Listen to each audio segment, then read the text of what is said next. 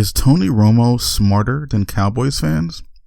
Tony Romo has figured out something in one offseason that Cowboys fans haven't figured out in over 20 years.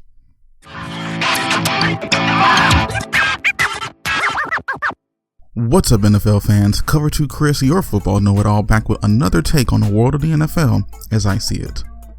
I, for one, never fault anyone that wants to hold on to what they once had, because you've earned it, it's yours, so own it.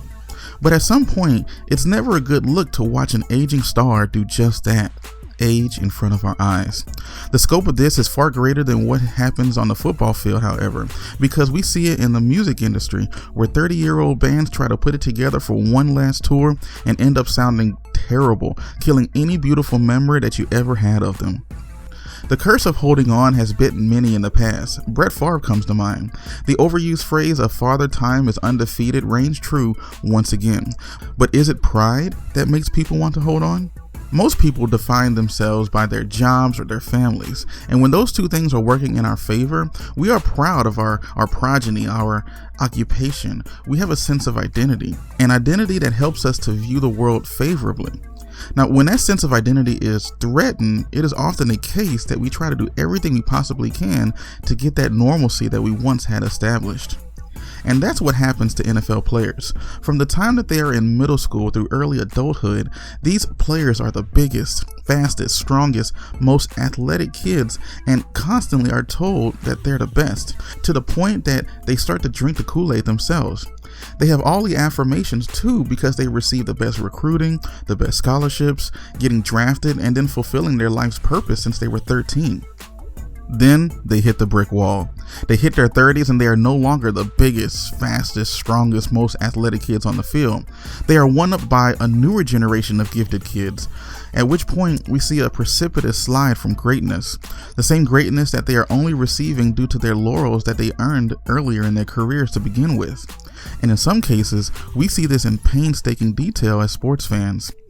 Injuries, losing a step, getting beat in foot races, not being able to throw the ball with the same zip it once had. However it manifests itself, it's one sad thing to watch. No doubt, we all dream of that picture-perfect John Elway, Peyton Manning, Ray Lewis, Jerome Bettis type of exit, capping a career with a Super Bowl victory. But far too often do we see the Deion Sanders, the Johnny Unitas, the Brett Favres, the Emmitt Smiths types of finales that generally end in disgrace. However, there is hope, and we've seen it. Enter one Tony Romo, our anti-hero at this point. Tony is nowhere near the peak of his career, but we can see that he can definitely still play, and play well enough to probably start or at least hold a clipboard and become the bridge to that next burgeoning quarterback prospect. However, Tony is calling it quits. The kind of quits that actually keeps him in the public eye by joining a CBS sports team. But he's doing it for more than just a paycheck. He's doing it for himself. Tony's brain has been rattled enough, and he's finally saying enough is enough. The hardest thing for professional athletes to consider is to consider when to let go. And strangely enough, fans of teams can have that same dilemma. Nearly every Cowboys argument ends with the same phrase. Well, we did win 3 titles in the 90s. And yes, you did, but that was 20 plus years ago.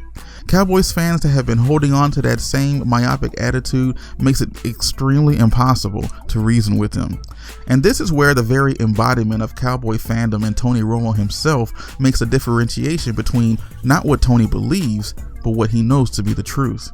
You see, Tony assessed his situation, realized that it was time to let go of the past and move on. Something Cowboys fans cannot even fathom. In the moment, Tony gets it, and he deserves kudos for it, not angst.